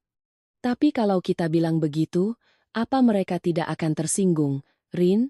Aku menatapnya. Lebih baik tersinggung sebentar, daripada tidak nyaman selama sebulan. Seluruh ruangan hening. Aku menoleh ke Budi. "Mas, tolong telepon mereka. Jelaskan situasinya. Siapapun yang datang, saya akan bantu pesankan kamar di penginapan terdekat." Dia sedikit ragu. Apa mereka akan mau mendengarkan? Aku menatapnya. "Kalau Mas tidak mau bicara, biar saya yang bicara." Dia terdiam, lalu mengangguk. "Baiklah, biar aku yang telepon." Dia melangkah keluar. Aku kembali duduk. Ibu mertuaku menatapku. "Rin, apa ibu ini merepotkanmu?" Aku menoleh padanya. "Tidak, Bu. Ibu tidak merepotkan. Kita hanya belum terbiasa dengan cara yang baru." Beliau menghela napas. "Ibu selalu berpikir, ramai itu berarti seru." Aku tersenyum. "Iya, Bu. Ramai memang seru. Tapi seru yang tidak melelahkan itu yang bisa bertahan lama." Beliau mengangguk, tidak berkata apa-apa lagi. Sesaat kemudian, Budi kembali masuk, wajahnya tidak ceria. "Bagaimana, Mas?" tanyaku. Dia menghela napas. "Mereka bilang sudah terlanjur berangkat, tidak bisa putar balik." Aku mengangguk. "Oke. Kalau begitu, kita bersiap." Dia menatapku. Tapi mereka kedengarannya agak kesal. Aku tersenyum tipis. "Tidak apa-apa. Kesal sebentar saja. Begitu sampai di sini dan melihat kenyataannya, mereka akan mengerti." Dia tidak berkomentar lagi. Sekitar 1 jam kemudian, rombongan baru tiba. Benar seperti kata Budi, sekitar belasan orang. Mereka masuk membawa tas, koper, dan semangat yang tinggi. Seorang wanita tua, mungkin bibi dari ibu mertuaku, tertawa keras. "Wah, rumahnya ramai sekali." Aku mendekat. "Selamat sore, Tante." Beliau menatapku. "Oh, ini Rina, ya? Dengar-dengar kamu cekatan sekali." Aku tersenyum. "Bisa sedikit-sedikit, Tante." Beliau menoleh ke yang lain. "Tuh, kan. Punya menantu begini baru bagus." Aku tidak menimpali, hanya mempersilakan mereka duduk. Sekitar 10 menit kemudian, setelah semua sedikit tenang, aku berdiri. "Bapak, Ibu, semuanya, mohon perhatiannya sebentar." Semua orang menoleh. Aku menjaga suaraku tetap ringan. Rumah kita saat ini sudah cukup penuh. Agar semua bisa beristirahat dengan nyaman, saya sudah menyiapkan beberapa kamar di penginapan terdekat. Beberapa pasang mata berubah. Aku melanjutkan. "Siapa yang ingin tinggal di rumah, akan saya atur sebisa mungkin. Siapa yang ingin beristirahat lebih leluasa, saya sudah pesankan kamarnya. Seorang pria bertanya. Loh, kenapa tidak di rumah semua saja? Aku menatapnya. Saya tidak ingin ada yang harus tidur berdesakan dan kepanasan, Pak D. Penginapannya sangat dekat, pulang pergi sangat mudah. Beberapa orang saling pandang, suasana sedikit canggung. Saat itulah, ibu mertuaku angkat bicara. Rina benar. Menginap di luar juga dekat, kita tetap bisa kumpul-kumpul dan makan bersama di sini. Kalimat itu sangat efektif. Beberapa orang mengangguk, beberapa masih ragu. Aku tidak memaksa, hanya berkata, saya sudah siapkan kamarnya. Siapa yang perlu, nanti saya antar. Sekitar setengah jam kemudian, separuh dari rombongan baru itu setuju untuk pindah ke penginapan. Separuhnya lagi tinggal di rumah. Tidak lagi berlebihan, suasana tidak lagi tegang. Malam itu, setelah semua beristirahat, aku duduk di ruang tamu. Budi duduk di sampingku. Rin, aku rasa caramu tadi agak keras. Aku menoleh. Keras, atau jelas? Dia tersenyum tipis. Mungkin. Jelas. Aku mengangguk. Jelas itu lebih tidak melelahkan. Dia terdiam, lalu berkata. Selama ini, aku selalu berpikir mudah. Aku menatapnya. Sekarang Mas sudah lihat, kan? Dia mengangguk. Sudah. Di kejauhan, ibu mertuaku sedang mengobrol dengan beberapa kerabat. Beliau tersenyum, tapi tidak lagi dengan senyum yang dipaksakan, melainkan senyum yang ringan. Aku bersandar di kursi, menghela napas. Cerita ini bukan lagi ceritaku sendiri, melainkan cerita seluruh keluarga. Dan aku tahu, selama semua orang mulai mau mengerti, segalanya akan berubah. Keesokan paginya, saat aku baru saja turun dari tangga, aku melihat pemandangan yang beberapa hari lalu tidak pernah kubayangkan. Bukan aku yang sedang memasak, bukan juga aku yang sedang mengatur, melainkan ibu mertuaku, Bu Wati, dengan daster batiknya yang biasa, rambut tersanggul rapi, sedang berdiri di depan kompor, memegang sendok sayur dan mengaduk panci bubur. Aku berhenti beberapa detik, tidak langsung masuk, bukan karena kaget, tapi karena aku ingin mengabadikan momen itu dalam ingatanku. Gerakannya tidak cepat, tidak juga sepandai aku, tapi setiap gerakannya penuh perhatian. Mbak Ani berdiri di sampingnya dan berkata pelan, Bu, biar saya saja yang lanjutkan. Beliau menggeleng. Tidak usah. Hari ini biar ibu yang masak. Suaranya tidak keras, tapi tegas. Aku melangkah masuk. Pagi, Bu. Rajin sekali sudah di dapur. Beliau menoleh. Melihatku. Lalu tersenyum. Iya. Sudah lama ibu tidak memasak untuk orang banyak. Aku tersenyum. Biar saya bantu, Bu. Beliau melambaikan tangan. Kamu duduk saja di luar. Hari ini giliran ibu. Aku menatapnya, lalu mengangguk. Baik, Bu. Aku tidak memaksa, tidak menimpali. Aku hanya berdiri sejenak, lalu pergi. Di ruang tamu, sudah ada beberapa orang yang duduk. Suasananya lebih tenang dari hari-hari sebelumnya. Tidak ada lagi yang kebingungan mencari sarapan atau bertanya siapa yang memasak. Semuanya terasa lebih alami. Aku duduk, Budi keluar dari kamar. Melihatku, dia tersenyum. Wah, hari ini kamu libur, ya? Aku tersenyum. Sepertinya begitu. Dia melihat ke arah dapur. Ibu yang masak? Aku mengangguk. Dia terdiam sejenak, lalu berkata, aku belum pernah melihat ibu begitu. Aku menatapnya. Mungkin ibu juga sedang belajar. Dia tersenyum tipis. Sama sepertiku. Aku tidak berkata apa-apa. Aku hanya memandang ke arah dapur. Sesaat kemudian, semua orang duduk untuk sarapan. Buburnya tidak sempurna, ada bagian yang sedikit hambar, ada yang terlalu kental. Tapi tidak ada yang mengeluh. Seorang paman justru berkomentar, bubur ini rasanya seperti masakan rumah. Ibu mertuaku tersenyum. Maksudnya bagaimana? Paman itu tertawa. Rasanya hangat di hati. Seluruh meja tersenyum. Aku melihat ibuku. Beliau tidak berkata apa-apa, tapi matanya berbinar. Setelah sarapan, semua orang membersihkan piringnya masing-masing tanpa perlu kuingatkan. Aku duduk di sudut. mengamati. Untuk pertama kalinya, aku merasa bukan lagi pusat dari semua kegiatan. Bukan karena aku disingkirkan, tapi karena segalanya sudah bisa berjalan sendiri. Sekitar pukul 10. Saat aku sedang merapikan beberapa lemari, ibu mertuaku memanggil, "Rina, ke kamar ibu sebentar." Aku naik. Kamarnya lebih rapi dari beberapa hari sebelumnya. Beliau duduk di tepi ranjang, menepuk tempat di sebelahnya. "Duduk sini, nak." Aku duduk. Beliau menatapku sejenak, lalu berkata, "Rin, ibu mau tanya satu hal." "Iya, Bu, kalau hari itu kamu tidak kembali, bagaimana jadinya?" Aku terdiam beberapa detik, lalu tersenyum tipis. "Mungkin rumah ini sudah kacau, Bu." Beliau juga tersenyum. "Iya, ibu juga berpikir begitu." Beliau menghela napas. "Ibu tidak akan menyalahkanmu kalau kamu tidak kembali." Aku menatapnya. "Saya tahu, Bu." Beliau melanjutkan. "Tapi kamu kembali. Dan bukan kembali untuk bertengkar, tapi untuk membereskan." Aku diam. Beliau menatapku. "Kamulah yang membuat ibu berubah." Aku sedikit tertegun. "Saya hanya mengerjakan bagian saya, Bu." Beliau menggeleng. "Tidak.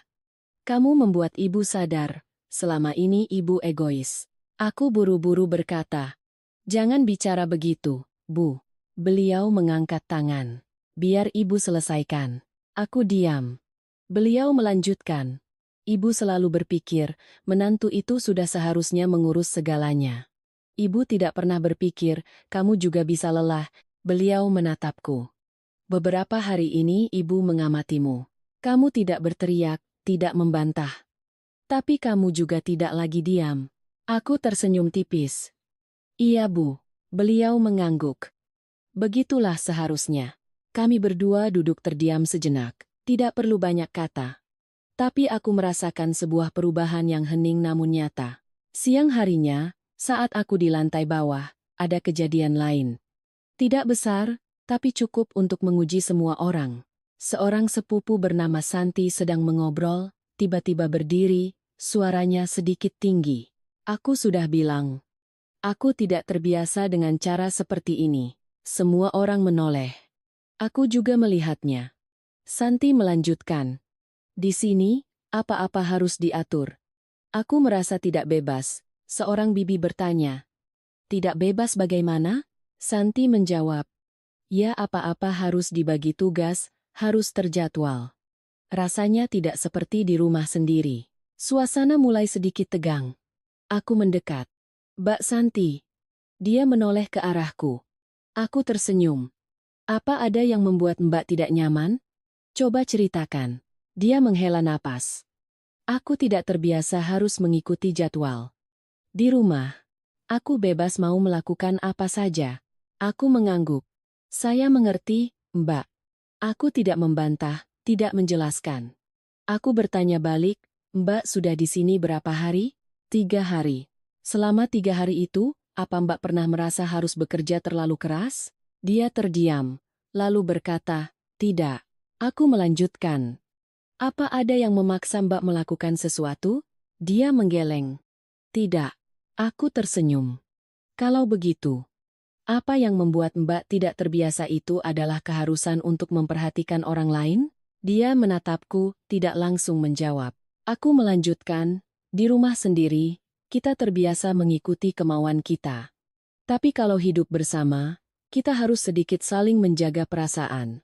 Bukan karena dipaksa, tapi karena kita saling menghormati." Suasana mencair. Santi kembali duduk. Tidak berkata apa-apa lagi. Seorang bibi tersenyum. "Benar juga kata Rina. Aku tidak menambahkan apa-apa lagi." Aku berbalik pergi. Tidak perlu ada yang menang, yang penting semua mengerti. Malam itu, setelah semua orang selesai makan, aku duduk sendirian di teras. Langit cerah, angin sepoi-sepoi.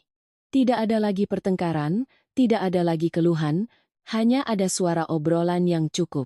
Budi keluar dan duduk di sampingku. "Rin, aku lihat semuanya sudah berbeda." Aku tersenyum. "Berbeda bagaimana, Mas?" Dia melihat ke dalam rumah. "Tidak lagi seperti beberapa hari yang lalu." Aku mengangguk. Dia terdiam sejenak, lalu berkata, "Aku lihat, kamu bukan hanya mengurus rumah. Aku menoleh. Lalu aku mengurus apa?" Dia tersenyum. "Kamu menjaga rumah." Aku tidak berkata apa-apa, hanya memandang ke kejauhan. Cerita ini bukan lagi tentang satu orang, melainkan tentang bagaimana sebuah keluarga belajar kembali cara untuk hidup bersama. Dan aku tahu, semakin hari, akan semakin jelas. Pagi di hari ke-6, aku bangun dengan perasaan yang sama sekali berbeda. Saat menuruni tangga, aku mendengar tawa dari dapur. Bukan tawa riuh, melainkan tawa ringan yang akrab. Aku belum sempat masuk, sudah terdengar suara ibu mertuaku. "Bukan begitu caranya, nanti gosong." Mbak Ani tertawa. "Kalau cara ibu nanti keasinan." Ibu mertuaku membalas. "Asin sedikit kan biar gurih." Keduanya tertawa bersama. Aku berdiri di ambang pintu, hanya mengamati pemandangan sederhana itu. Dulu, ibu mertuaku jarang sekali mau berada di dapur bersama orang lain. Beliau lebih suka duduk di luar sambil memberi arahan. Tapi sekarang, beliau ada di sana, ikut serta. Aku masuk. "Wah, pagi ini masakan spesial sepertinya." Beliau menoleh. "Iya, hari ini ibu masak sayur asam kesukaanmu waktu dulu." Aku sedikit tertegun. "Ibu masih ingat?" Beliau tersenyum. "Ingat dong. Dulu setiap makan kamu selalu bilang enak sekali." Aku tersenyum. Habisnya masakan ibu memang enak. Beliau menatapku, tidak berkata apa-apa, tapi tatapannya hangat. Sarapan pagi itu semua orang duduk bersama. Tidak ada yang terburu-buru, tidak ada yang berebut. Bahkan ada yang saling menawarkan, "Ibu makan dulu." "Tidak, kamu saja." Obrolan-obrolan kecil yang menunjukkan segalanya telah berubah. Setelah sarapan, saat aku sedang membereskan, ibu mertuaku memanggil, "Rina, kesini sebentar." Aku mengikutinya ke kamar. Beliau menutup pintu, duduk, lalu menatapku. "Hari ini ulang tahun ibu." Aku mengangguk. "Iya bu, saya ingat." Beliau tersenyum. "Tapi, ibu tidak mau dirayakan besar-besaran lagi." Aku sedikit terkejut. "Oh, begitu, bu?" Beliau berkata perlahan. "Ibu rasa, beberapa hari ini sudah cukup ramai. Ibu tidak butuh banyak orang, ibu hanya butuh orang yang tepat." Aku menatapnya. "Lalu ibu mau bagaimana?" Beliau tersenyum tipis. "Nanti sore, kita makan sederhana saja. Hanya keluarga inti yang duduk bersama. Tidak perlu pesta." Aku mengangguk. "Baik bu, saya mengerti." Beliau menatapku. "Kamu tidak perlu repot-repot masak. Hari ini, biar ibu yang siapkan." Aku tersenyum. "Saya bantu ya bu." Beliau menggeleng. "Tidak usah. Kamu duduk menemani ibu saja sudah cukup." Kalimat itu membuat tenggorokanku sedikit tercekat. Bukan karena haru yang berlebihan, tapi karena kalimat itu begitu sederhana dan tulus. Sore itu, aku tidak lagi berlari-larian di dapur seperti biasanya. Aku duduk bersama ibu mertuaku. Kami berdua membersihkan sayuran sambil mengobrol. Bukan obrolan berat, hanya hal-hal ringan. "Beberapa hari ini kamu lelah?" "Awalnya iya, bu. Tapi sekarang sudah tidak." "Kamu masih marah sama ibu?" Aku tersenyum. "Tidak, bu. Hanya banyak berpikir saja." Beliau mengangguk. "Berpikir itu bagus." Kami tidak banyak bicara, tapi suasananya sangat damai. Di lantai bawah, semua orang juga sibuk mempersiapkan. Tidak ada yang diperintah, tapi semua bergerak sendiri. Budi menata meja. Om Budi menyusun kursi. Mbak Ani memasak lauk utama. Masing-masing mengerjakan bagiannya tanpa perlu diingatkan. Menjelang malam, meja makan sudah tertata. Tidak banyak lauk, tapi cukup dan rapi. Semua orang duduk bersama. Tidak seramai hari pertama, karena sebagian sudah pindah dan sebagian sudah pulang lebih awal. Tapi yang tersisa adalah mereka yang benar-benar ingin di sana. Ibu mertuaku duduk di tengah. Beliau melihat sekeliling, lalu tersenyum. "Terima kasih semua sudah datang." Tidak ada yang bersorak, hanya anggukan pelan. Seorang paman berkata, "Bisa kumpul begini saja sudah senang." Seorang bibi tersenyum. "Tidak perlu ramai. Yang penting hangat. Semua orang mulai makan. Tidak ada keluhan, tidak ada ketergesa-gesaan, hanya makan. Aku duduk di samping ibu mertuaku. Beliau mengambilkan sepotong ikan untukku. Makan, nak. Aku tersenyum. Ibu makan dulu. Beliau menggeleng. Kamu makan saja. Aku menerimanya. Sesaat kemudian, Budi berdiri. Dia mengangkat gelasnya yang berisi air putih. Bukan anggur, hanya air putih. Dia berkata, "Hari ini ulang tahun ibu. Saya tidak akan bicara panjang lebar. Saya hanya ingin mengucapkan terima kasih, Bu." Semua orang diam. Dia melanjutkan, "Terima kasih sudah melahirkan saya, dan terima kasih sudah memberikan saya sebuah keluarga." Dia menoleh ke arahku, lalu berkata, "Dan terima kasih untuk istriku, karena sudah menjaga rumah ini." Aku menatapnya, tidak berkata apa-apa, tapi hatiku terasa hangat. Semua orang bertepuk tangan pelan. Tidak riuh, tapi cukup. Ibu mertuaku tersenyum. Sudah. Makan lagi. Nanti keburu dingin." Seluruh meja tertawa. Suasananya ringan. Setelah makan, tidak ada yang langsung bubar. Semua orang duduk mengobrol, berbagi cerita. Seorang bibi berkata, "Ini pertama kalinya saya merasa kumpul ramai tapi tidak lelah." Seorang paman tertawa. "Itu berkat Rina." Aku menggeleng. "Bukan Pak De. Berkat kita semua."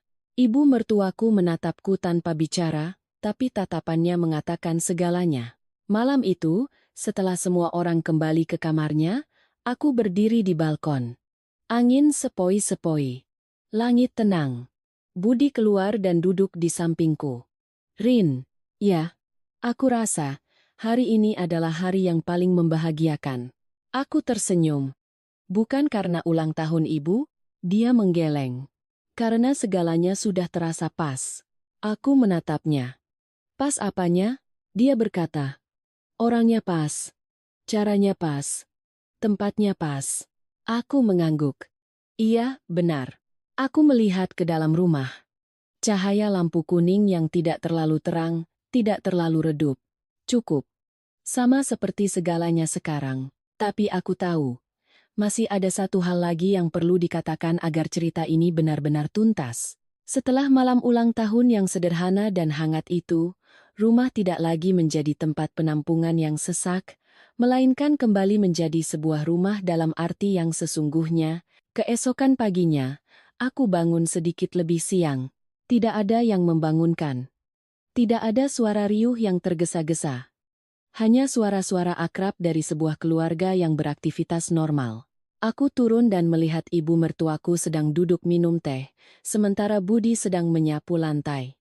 Dua pemandangan yang jika terjadi beberapa minggu lalu, pasti akan terasa sangat aneh. Tapi saat ini, aku hanya merasa itu adalah hal yang biasa dan menyenangkan. "Pagi, Bu," sapaku. Beliau tersenyum. "Pagi, Nak. Sudah biasa sekarang. Kalau tidak melakukan apa-apa malah terasa ada yang kurang." Aku tertawa. "Kurang pekerjaan, atau kurang perasaan sibuk, Bu?" Beliau berpikir sejenak. "Mungkin kurang perasaan berguna." Jawaban itu membuatku terdiam. Bukan karena kaget, tapi karena aku mengerti. Orang tua terkadang tidak butuh dilayani, melainkan butuh dilibatkan, butuh merasa bahwa mereka masih memiliki peran dalam keluarga. Budi yang mendengar ikut menimpali. "Aku juga begitu. Beberapa hari ini kalau tidak melakukan apa-apa rasanya gelisah." Aku menatapnya. "Lalu selama ini bagaimana, Mas?" Dia tersenyum malu. "Selama ini kan sudah terbiasa ada kamu yang urus semuanya." Aku tidak menyalahkannya, hanya tersenyum. "Kalau begitu, sekarang dibiasakan lagi ya." Dia mengangguk. "Iya, sedang belajar." Hari-hari berikutnya, jumlah kerabat yang menginap berangsur-angsur berkurang. Bukan karena kusir, tapi karena kesadaran sendiri. Mereka yang pindah ke penginapan merasa lebih nyaman dan memiliki privasi. Mereka tetap datang untuk makan dan mengobrol, tapi tidak lagi bergantung pada rumah kami. Mereka yang tetap tinggal adalah yang sudah terbiasa dengan ritme kehidupan yang baru. Tidak ada lagi yang mengeluh atau merasa menumpang. Om Hardi adalah yang perubahannya paling kentara. Suatu sore, saat aku sedang mencuci sayuran, beliau masuk ke dapur. Rin, ya, Om. Beliau berdiri sejenak, lalu berkata, soal waktu itu, Om bicaranya keterlaluan. Aku menatapnya. Sudah tidak apa-apa Om. Saya tidak memasukkannya ke hati. Beliau menggeleng. Tidak. Om harus bicara. Waktu itu Om merasa tersinggung. Tapi setelah dipikir-pikir lagi, kamu tidak salah. Aku diam. Beliau melanjutkan. Hidup bersama seramai ini kalau tidak ada aturan memang tidak akan ada yang tahan. Aku tersenyum tipis. Saya juga masih belajar, Om. Beliau mengangguk. Om juga belajar. Kami berdua saling pandang, tidak perlu banyak kata lagi, tapi sudah cukup saling mengerti. Mbak Santi, yang dulu mengeluh tidak bebas, juga berubah. Suatu hari, dia duduk di sampingku sambil melipat pakaian. Kamu tahu tidak, Rin? Awalnya aku benar-benar merasa tidak nyaman. Aku tersenyum. Aku bisa menebaknya. Dia menghela napas. Tapi sekarang, aku justru merasa lebih mudah. Aku bertanya, mudah di bagian mananya, Mbak? Dia tersenyum. Mudah karena semua orang tahu apa yang harus dilakukan, tidak ada lagi yang harus saling menebak. Aku mengangguk. Iya, benar. Dia menatapku.